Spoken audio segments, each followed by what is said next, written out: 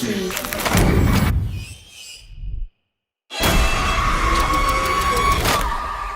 guys, and welcome back to Twisted Locker, your definitive horror podcast. And we are back again with a brand new review. I don't know why I sound so upbeat, because this review isn't going to be so upbeat. Nope. We've got 2024's Tarot, directed by Anna Halberg and Jacob Batalon. And basic plot of the movie, you've got a group of teenagers who are staying in a mansion for the weekend. They somehow run out of beer. They didn't pack enough beer for the weekend. And they decide to go hunting on the house for beer, and they come across this old creepy room. And in the corner, they find a box of tarot cards. And one of them just so happens to know everything about horoscopes and tarot cards. And she decides to give them all their own personal reading, and everybody gets their own horror character assigned to them. And that's basically the basic plot of the movie. It kicks off really quick. That happens in the first 10 minutes, and the film gets going. And yeah, Jenks, what are your thoughts? Yeah, pretty fucking bad. I went to watch it last night, and I was struggling to stay awake. On a positive note, the makeup was good. You know, you could tell a little bit of money being put behind them, but I don't know. What I didn't like was the fact that every single time one of the monsters was attacking the kids, you had just these fingers coming round the corner, as if every single time, as if like they had one set of monster gloves, and they were just sticking them on quick, the key grip or something quick, and just like, oh, it's like every single time, you know, it was ridiculous. Yeah. Oh, there's a guy in a party, and he's like, you know, Taro, recognize these bad boys? No. No. Puts the glove on. How about now? Yeah. Taro, you're gonna tarot. Oh yeah. Yeah. What do you think of it? No, what you were saying, right? I noticed you didn't have a lot to say about it, to be honest, which speaks volumes. Yeah. What you were saying, right, about the makeup being good and the monsters. Now, I think that's what pissed me off the most, right, with this one, is the monsters. The designs are really cool, and when you see them on the cards, they're great, and they've got some really cool monsters. You've got this guy with a lantern. You've got the high priestess. You've got a jackal. Not a jackal, a jester. Yep. And they're really cool monsters. Kind of reminded me of Cabin in the Woods. Yeah. You've got like this possessed object that kind of connects to them. But you can't see anything. It's like, let me see what it is. Because every time these monsters appear, it's pitch black, and you get a little glimpse of their face, almost as if they weren't confident enough to show you the monster in full. And they set up these really cool monsters, and they don't give you anything to work with. You just get a little glimpse of them. And the only time they're used is when they're using them for their overused jump scares. There's one scene, right, where there's about 7 jump scares. And bear in mind, that's not a jump scare anymore. If it happens consistently over a short amount of time, it's not. Yeah. Use the same noise every single jump scare. There was like this screech, like a Yeah. and every single time the thing jumped out, it was the same noise and the same jump scare. And that's kind of where this film lost me. That, along with the awful script and terrible dialogue. Yeah. There's so many scenes in this movie, right, where I had to secretly laugh. My girlfriend would turn into each other and secretly laughing. And she even said to me, right, she thought she was watching Haunted Mansion at one point. It felt like Disney's Haunted Mansion. That's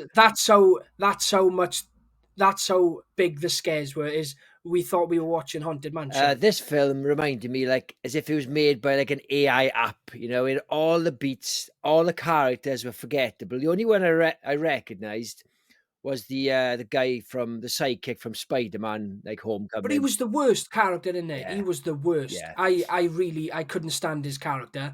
They pushed this agenda that he's the biggest face of this movie, right? And they really shove it in our face. And he basically plays the comic relief.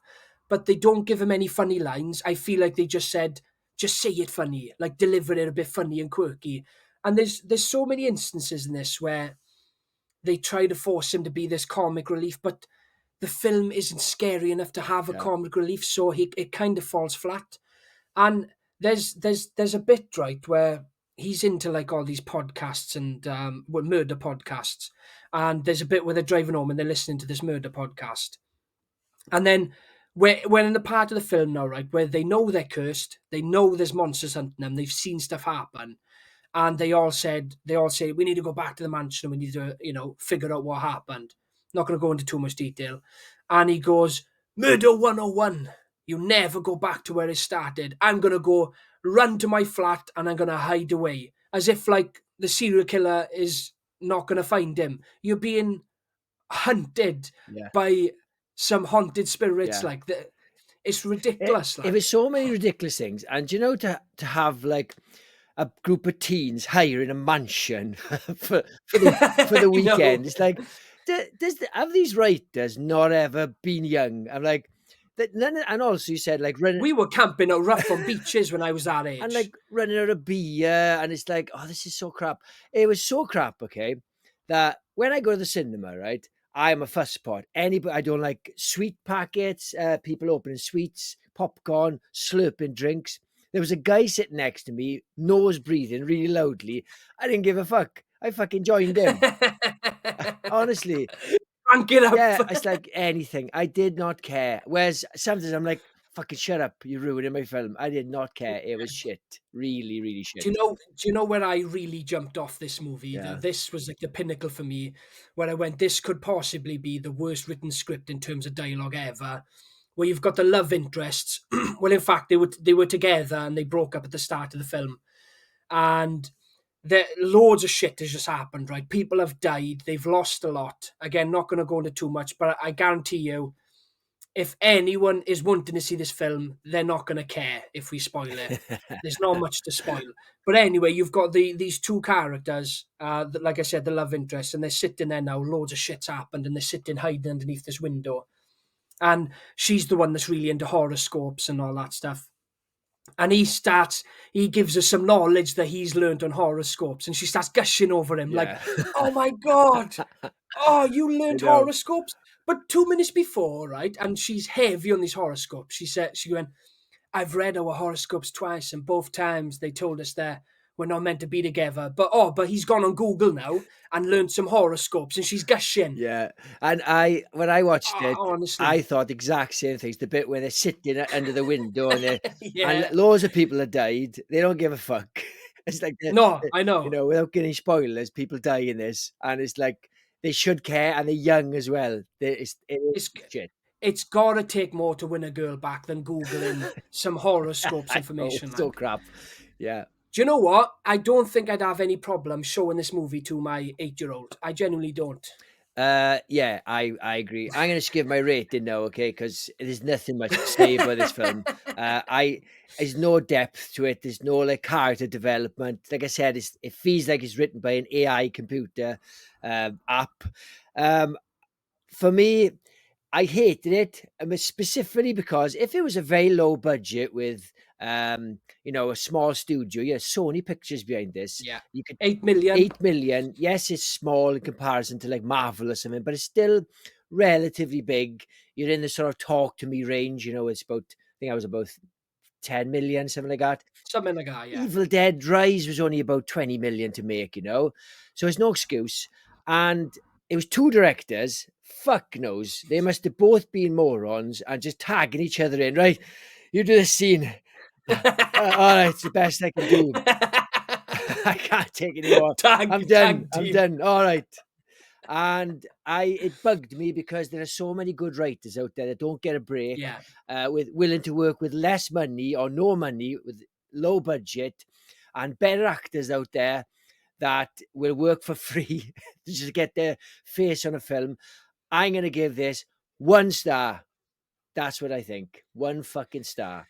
Yeah, Yeah. absolutely 1 star. Wasted potential. I think the concept is quite good. It's basic but good. It had potential.